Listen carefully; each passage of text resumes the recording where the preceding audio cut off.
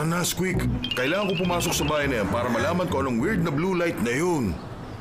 Mabilis sabihin kesa gawin. Huh? Okay, paano tayo makakapasok dyan? Si Vito, magde-deliver siya dito. Aha! Ang aking greatest creation, Vito's Lasagna. Michelangelo, magugustuhan mo ang lasa. Si Vito ito, Mrs. Batchagalo. Ihatid ko na po ang large pepperoni nyo in 10 minutes. Okay lang saan na ganito kaliit, basta ganito kalalaki lahat ng lasagna. Huwag ka mag-alala, Mrs. Batchagalo. Nandito na ako sa tapat ng bahay na paghahatiran ko. Ciao!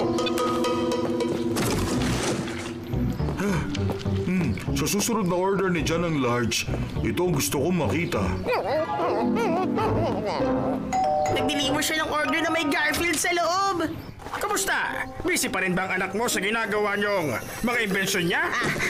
Busy pa rin siya. Maraming salamat, Vito. Walang anuman! Oh, Nathan, dear! Nandito na ang pananghalian. Sandali lang, Mama! Pagkatapos, Maxwell, gagamitin ko naman yung size-altering ray para magpalaki ng bagay. Wow, mukhang masarap nga to, Umorder ako ng lasagna na may meat sauce, may ricotta cheese, spinach na may pusa at parmesan. Oh, may pusa sa kahon!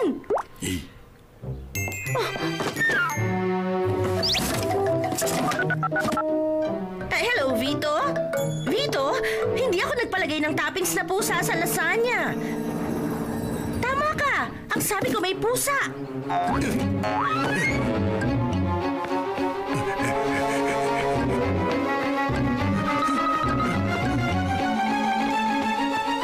Alamin ko kung saan ang galing ang blue light na yun.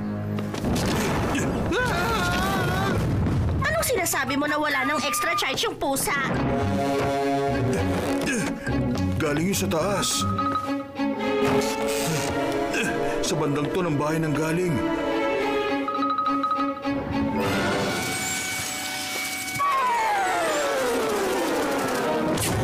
Narinig niyo rin ba yung footsteps na yun? Nandaya naman! 4 beses ang dami ng panya kaysa sa akin!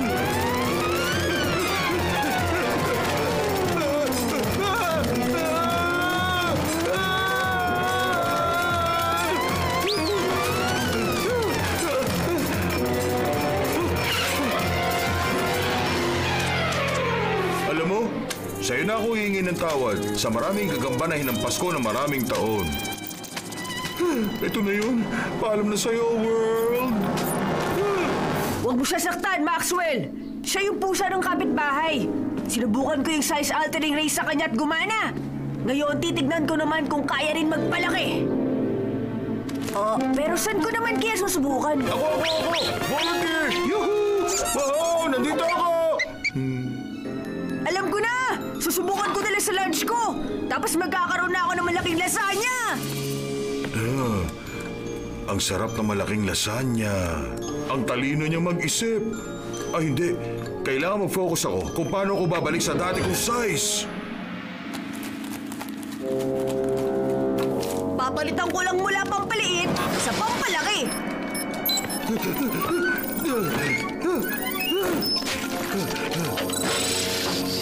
Maxwell, saan napunta yung pusa? Hayaan mo! Di naman makakaalis yun. Okay, ready na to.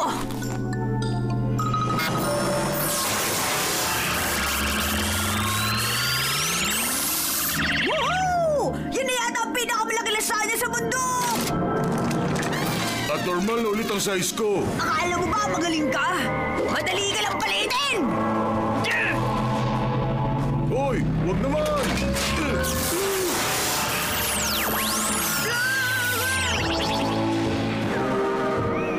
Kailangan ko na umalis dito. Hindi ko mapigilan.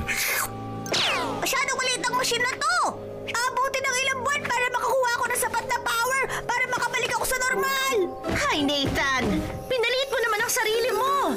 Pero mas okay na yung ganyan kesa naman yung ginawa mong interplanetary space cruiser itong bahay. Heto na ang dinner, guys. Kumain na kayo. Buti naman bumalik ka na sa totoong size mo, Garf. Oh, salamat sa tulong niyo, Squeak. May naiisip ka ba, Garfield? Wala lang. Pwede naman mangarap, hindi ba? Yeah.